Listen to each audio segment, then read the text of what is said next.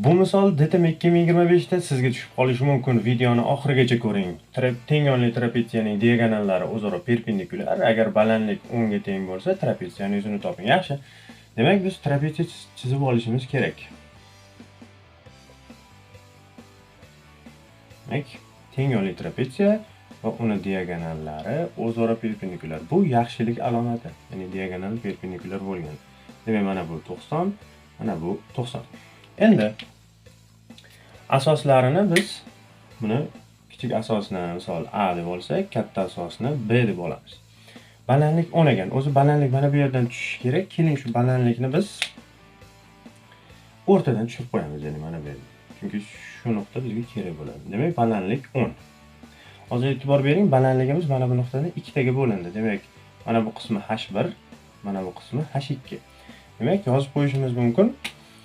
Bizda H1 plus H2 jami 10 ni beradi, ya'ni ikkita balandligimizni bo'lakchasi. Yaxshi. Endi biz to'rtburchakli, uchburchak mavzusini o'tganimizda mana bu ikkita tomon teng yonli, demak undan o'z-o'zidan kelib chiqadiki, mana bu diagonallar ham teng 2 ga bo'linadi. Va bu yerda bizga to'g'ri burchakli teng yonli uchburchak hosil bo'lyapti. Va biz proyeksiyalar mavzusini o'tganimizda shunaqa bir xossa o'rganganmiz. To'g'ri burchak uchidan tushirilgan balandlik mana bu ikkita bo'lakni ko'paytmasiga teng bo'ladi. Ya'ni bu ikkita bo'lak endi teng 2 ga bo'lindi. B taqsim 2, B taqsim 2. Bu yoqda A taqsim 2, A taqsim 2.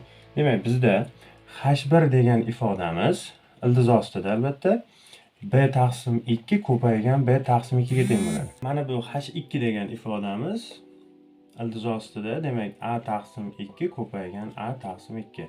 Ya'ni bundan ham A taqsim 2 ni o'zi chiqadi. Demak, bizda H1 plus H2 degan ifodamiz bu A taqsim 2 plus B taqsim 2 ga teng ekan, ya'ni 10 ga teng ekan. Endi bizda savol shartida trapetsiyani yuzini toping debdi. Demak, trapetsiyani yuzini formulasi bu A plus B, ya'ni asoslarini yig'indisini yarmi va balandligini ko'paytmasiga teng. Mana bu ifoda bizga quyidagicha yozilgan. Mana A taqsim 2, B taqsim 2 ko'paygan H. Demak, mana bu ifodamizning qiymati 10 ga teng, bu ifodamizning qiymati ham 10 ga teng. Demak, javob 100 ga teng. Agar bu misol DTM 2025 da sizga tushib qolsa, uning javobi 100 ga teng bo'ladi. Videoni abituriyentlarga ulashib, like bosish, komment yozish esdan chiqmasin.